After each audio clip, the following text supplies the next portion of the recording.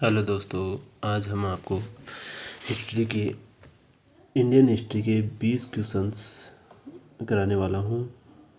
आप सभी ठीक होंगे और अपनी पढ़ाई में मस्त होंगे। तो आपके लिए मैं लेके आया हूँ 20 क्वेश्चंस, मोस्ट क्वेश्चन जो पिछले एग्ज़ाम में आए हुए हैं, उनके क्वेश्चन आंसर व्याख्या सहित।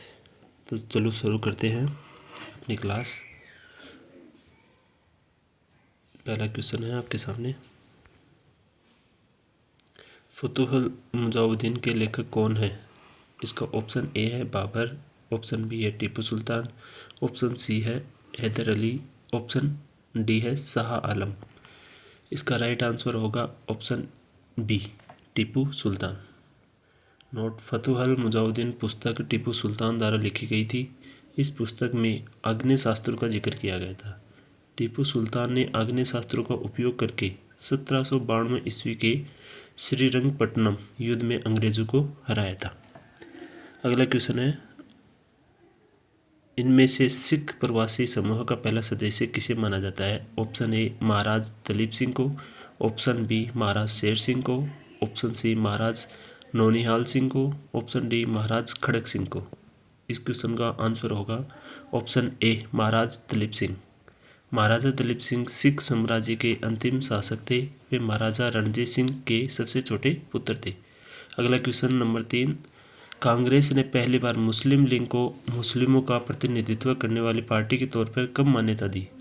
इसका ऑप्शन ए है 1912 ईस्वी, ऑप्शन बी 1914 ईस्वी, ऑप्शन सी 1916 ईस्वी, ऑप्शन डी 1923 ईस्वी। तो इसका राइट आंसर होगा ऑप्शन सी 1916 ईस्वी। मुस्लिम लीग की स्थापना 30 दिसंबर 1906 को ढाका में हुई थी। नवाब उल मलिक ने की थी। आगा खां व मोहम्मद अली जिन्ना इस पार्टी के मुख्य नेता थे। अगला क्वेश्चन है आपके सामने 4 नंबर, नीचे दी गई कथनों का अवलोकन कीजिए। 1 नंबर, वे कैथोलिक चर्च द्वारा संत की उपाधि से विभूषित की जाने वाले पहली भारतीय मूल की थी। 2 है, 2009 में उनकी स्मृति में भारत सरकार ने सिक्के जारी किए थे। 3 नंबर, 16वीं सदी में गोसालो गार्सिया के बाद संत की उपाधि से विभूषित की जाने वाली वे दूसरी भारतीय। यह तीनों कथन किसके संदर्भ में सही है? Option A Mother Teresa, option B संत अल्फोसा, ऑप्शन सी संत पॉलिना, ऑप्शन डी गेमा गलगनी। इसका राइट आंसर होगा ऑप्शन बी संत अल्फोसा। संत अल्फोसा का जन्म 19 अगस्त 1910 को हुआ था। कैथोलिक चर्च द्वारा कैनोनाइज की जाने वाली पहली भारतीय महिला थी।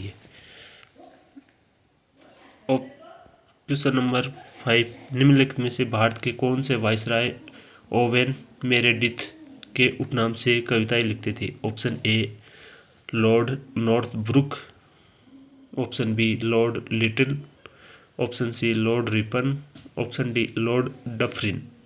इसका राइट आंसर होगा option B Lord Lytton. Lord Lytton 1876 से 80 के बीच भारत के वायसराय थे। इनके कार्यकाल में महारानी विक्टोरिया ने स्वयं को भारत की सम्राज्ञी घोषित किया। इन्होंने द वंडर और फैबुलस इन सॉन्ग जैसी पुस्तकें लिखी थी। अगला क्वेश्चन नंबर 6, निम्नलिखित में से कौन सा संगठन भारतीय राष्ट्रीय कांग्रेस से पुराना नहीं है? Option A Poona Sarvajanik Sabha, option B Servants of India Society, option C National Indian Associations, option D Indian National Associations. इसका राइट आंसर होगा option B Servant of Indian Society. Servant of Indian Society की स्थापना 12 जून 1905 को गोपाल कृष्ण गोखले ने पुणे में की थी। इस संगठन द्वारा द हितवाद नामक पत्रिका प्रकाशित की जाती थी। इस पत्रिका का प्रकाशन 1911 से शुरू हुआ था। यह सोसाइटी स्वच्छता, शिक्षा, स्वास्थ्य और अन्य सामाजिक कार्य करती थी। अगला क्वेश्चन नंबर 7, निम्नलिखित में से किन लोगों ने होम रूल मूवमेंट की स्थापना की? 1 नंबर बाल गंगाधर तिलक ने, 2 नंबर एनी बेसेंट ने, 3 नंबर मोहम्मद अली जिन्ना ने, 4 नंबर है महात्मा गांधी। इसका राइट आंसर मतलब इसमें से बताना अपने को कौन सा है। तो इसका राइट आंसर होगा आपके सामने ऑप्शन ए 1 और 2। 1 और 2 में क्या है? बाल गंगाधर तिलक व एनी बेसेंट। भारत में होम रूल आंदोलन वर्ष 1916 से 18 के बीच अस्तित्व में रहा। यह आयरलैंड के होम रूल मूवमेंट से प्रेरित था। यानी जो भारत में होम रूल आंदोलन हुआ था वो किससे प्रेरित था? वो आयरलैंड के होम रूल मूवमेंट से प्रेरित था। क्वेश्चन नंबर 8, शक्तियों का स्थानांतरण तथा भारत का बंटवारा, यह दोनों प्रक्रियाएं कितने दिन में पूरी कर ली गई थी? ऑप्शन ए 68 दिन में, ऑप्शन बी 70 दिन में, ऑप्शन सी 72 दिन में, ऑप्शन डी 85 डेज में। तो इसका राइट आंसर होगा आपके सामने सी 72 डेज। जून 1947 में शक्तियों का स्थानांतरण संपन्न हुआ। तत्पश्चात अगस्त 1947 में भारत का बंटवारा हुआ और पाकिस्तान अस्तित्व में आया।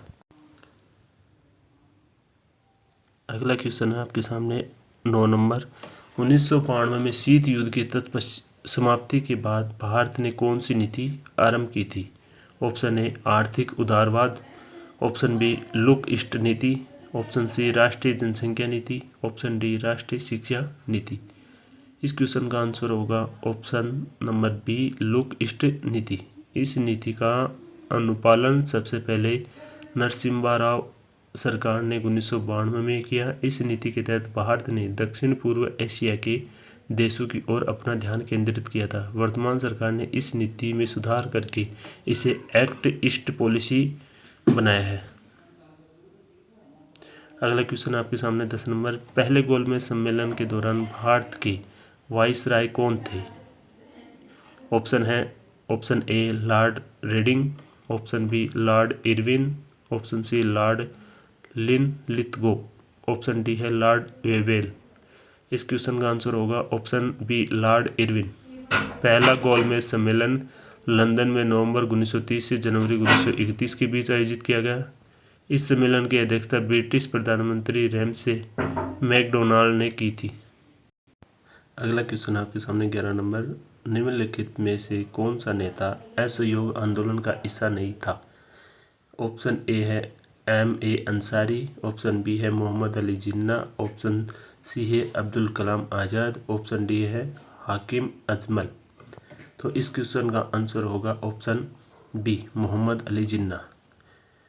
असहयोग आंदोलन की शुरुआत 1920 से 22 के मध्य हुई। महात्मा गांधी ने की थी। बाल गंगाधर तिलक व बिपिन चंद्र पॉल, मोहम्मद अली जिन्ना और एनी बेसेंट ने इस विचार का विरोध किया था। अगला क्वेश्चन आपके सामने 12 नंबर। 1916 में कांग्रेस के लखनऊ अधिवेशन की अध्यक्षता किसने की थी? ऑप्शन ए रास बिहारी बोस ने, ऑप्शन बी अंबिका चरण मजूमदार ने, ऑप्शन सी भूपेंद्र नाथ बोस ने, ऑप्शन डी उपरोक्त में से कोई नहीं। तो इस क्वेश्चन का आंसर होगा ऑप्शन बी अंबिका चरण मजूमदार। कांग्रेस के 1916 के लखनऊ अधिवेशन की अध्यक्षता अंबिका चरण मजूमदार ने की थी। इस अधिवेशन में कांग्रेस को धड़ों, गरम दल और नरम को एक मंच पर लाया गया। इसके साथ साथ कांग्रेस और मुस्लिम लीग के बीच ऐतिहासिक लखनऊ समझौता भी हुआ था। यानी जो कांग्रेस के जो गरम दल और नरम दल को भी एक किया गया था, यानी दोनों एक हो गए थे। और जो कांग्रेस और मुस्लिम लीग के बीच जो अलगाव था वो भी इस समझौता हुआ था, इसमें लखनऊ समझौते के अंदर। अगला क्वेश्चन है आपके सामने 13 नंबर। इल्बर्ट बिल के मुखर विरोधी कौन थे?